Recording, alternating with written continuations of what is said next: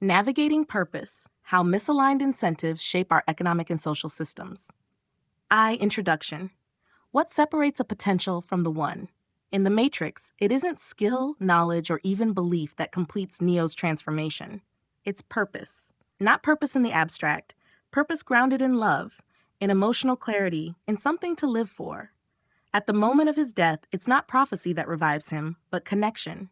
Trinity's confession, I love you, reorients his being, anchors him in something more real than code or system logic. And in that moment, he sees the Matrix for what it is. He doesn't just bend the rules, he sees there are no rules. This isn't just a cinematic climax. It's a blueprint. In today's world, our economic and social systems are full of potentials. Individuals with capacity, intelligence, even courage.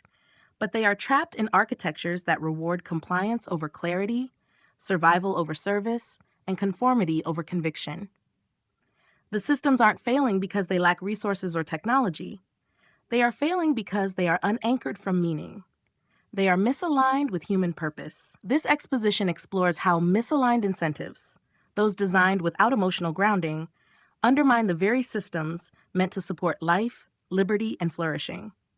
By tracing patterns across cinema, policy, psychology, and economics, we will argue that true alignment only emerges when systems serve something real and when individuals have something real to live for. 2. The Matrix as metaphor. The Matrix is often remembered for its sci-fi spectacle, but at its core, it's a philosophical treatise disguised as an action film. It asks a question that transcends genre. What does it take to wake up from a system built to keep you asleep? Within the film's mythology, there's a critical distinction between those labeled potentials, individuals who show signs of system-bending awareness, and the one, who transcends not by fighting the system, but by detaching from its logic altogether. Morpheus tells Neo he believes he's the one, but that belief isn't enough. The Oracle, a far more elusive figure, tells Neo being the one is just like being in love. No one can tell you you're in love. You just know it. Balls to bones. This line is more than poetic. It's the clearest articulation of the film's thesis. Transcendence is not intellectual, it is emotional. Neo's journey turns when he stops seeking external validation and becomes emotionally anchored. He doesn't awaken because the system permits it. He awakens when he has something to live for, when Trinity tells him she loves him. The architect, a cold representation of systemic logic, cannot comprehend this. He expects Neo to prioritize the survival of Zion, the collective, but Neo chooses Trinity. He chooses the real over the rational. This is the critical metaphor. Systems, like the Matrix, are structured on logic, but human beings transcend through love, purpose, and intuition. When individuals are reduced to nodes in a rational grid, they may survive, but they do not thrive. The awakening only begins when purpose re-enters the equation. 3. Emotional anchoring and human incentive structures. We often speak of incentives in cold, calculable terms: money, recognition, utility. But beneath those surface layers, what drives human behavior is something deeper: emotional anchoring. People don't sacrifice for spreadsheets. They sacrifice for family, for love, for meaning. They push through impossible odds not because a system told them to, but because something real pulled them forward. Incentive structures that ignore this truth are destined to fail. The idea that humans are purely rational agents, predictable actors responding to external inputs, is the foundational flaw of many economic and governance systems. It assumes that if you offer enough carrots or swing enough sticks, people will align with your model. But history tells a different story. People resist when they feel unseen, unheard, or unanchored. Revolutions don't begin because taxes are raised by 2%. They begin when people feel spiritually betrayed. This is why familial and emotional bonds consistently outcompete systemic loyalty. When forced to choose, people prioritize their child over their company, their partner over their nation, their tribe over their tax incentives. This isn't irrational, it's fundamentally human. Neo's choice to save Trinity instead of doing his duty is emblematic of this. Systems demand abstract allegiance. Individuals seek relational meaning.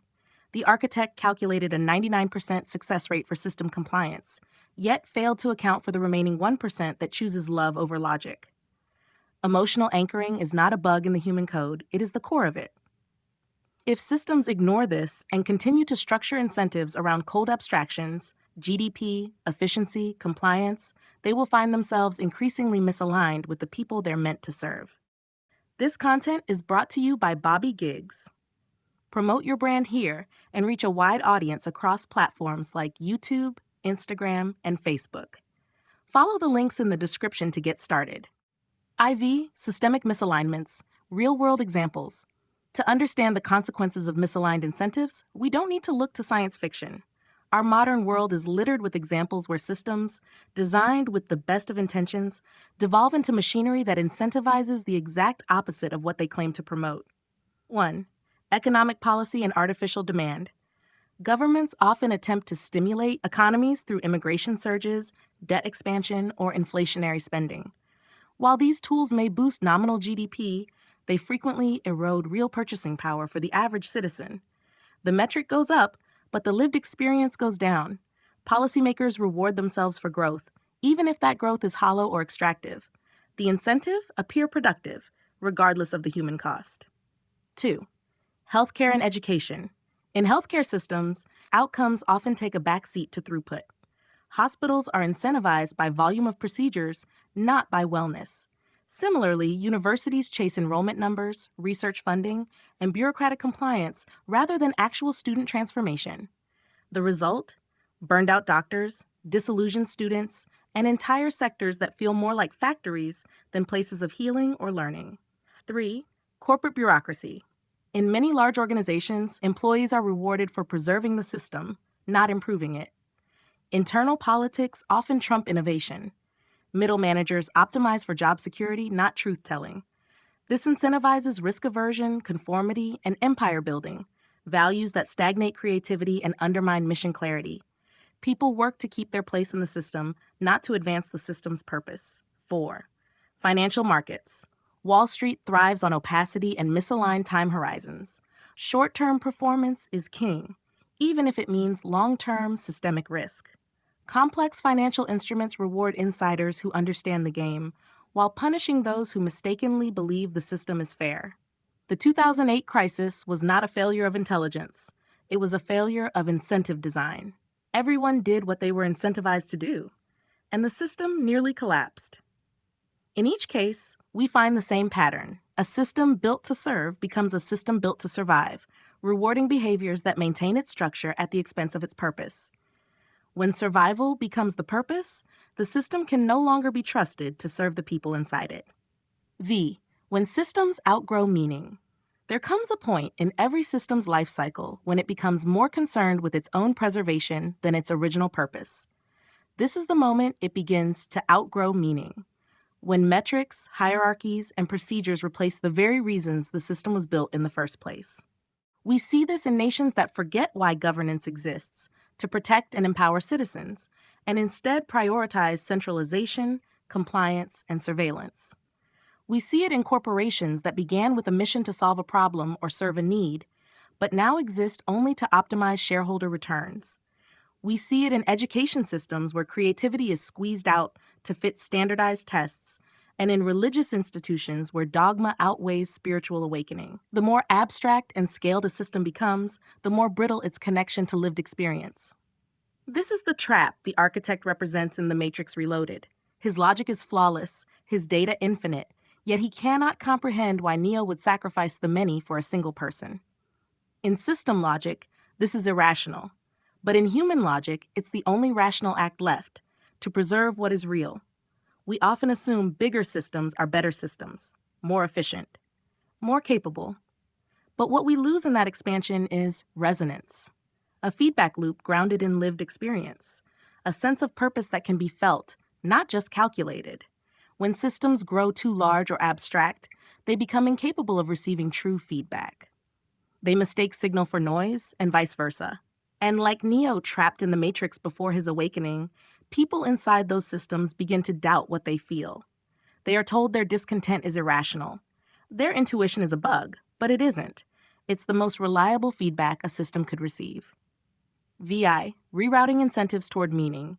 If misaligned systems are the problem, then the solution lies not just in critique, but in redesign. What would it mean to reroute incentives so that they reward grounded, purposeful behavior rather than abstraction, compliance, or noise? 1. Design for human anchoring. Incentives should begin with the question, what do people actually care about? Deeply, innately, viscerally. Systems that acknowledge emotional gravity, family, legacy, contribution, belonging, will outperform those that ignore it. A healthcare system that pays to keep people healthy rather than merely treating symptoms is one small example. A workplace that rewards truth-telling over politics is another. Reclaiming locality and scale. Meaning often dilutes with scale. Local systems, whether towns, cooperatives, or DAOs, are better suited to reflect lived experience and emotional feedback. Decentralized systems are not just more resilient, they are more human. Blockchain-enabled DAOs offer one model, where incentives are programmable and communities can vote, adapt, and realign in real time. Imagine an education system where students hold governance tokens, influencing the curriculum, or a social platform where amplification rewards are distributed not for engagement hacks, but for verified contribution to collective understanding. These aren't utopias. They're possible if we anchor incentives to meaning. 3. Realigning metrics to outcomes that matter. Metrics are only as good as what they measure. GDP doesn't account for mental health. Productivity doesn't account for purpose. Social engagement doesn't mean social connection. We need metrics that reflect human flourishing, not system expansion, and incentives that reward real contributions, those that enhance lives, relationships, communities, not just bottom lines or dashboards. The ultimate test of any system is not how efficiently it runs, but what it empowers us to become. Does it help people grow? Does it serve something real? Does it give us something to live for? If the answer is no, then it's time to reroute. 7. Conclusion. The path forward. The most dangerous illusion in modern life is not that systems are broken, it's the belief that they were ever designed to save us. Like the Matrix, our institutions are optimized for stability, not transformation. For control, not awakening. And just like Neo, many of us sense that something is off. We feel the dissonance, not in data, but in our bones. The path forward begins where Neo's did, with something to live for. It's not enough to expose misaligned incentives. We must design systems that recognize what makes us human, systems that reward not just efficiency or loyalty, but meaning, that center the emotional truths often ignored by logic-based architectures, that trust in the gravity of real relationships, not just the pull of rules. When Neo chooses Trinity over Zion, he violates the system's logic, but aligns with life. And in doing so, he unlocks a deeper power. The lesson isn't just that love is strong, it's that purpose rooted in connection is the only force capable of transcending systems. In our economy, in our governance, in our communities, we need that force.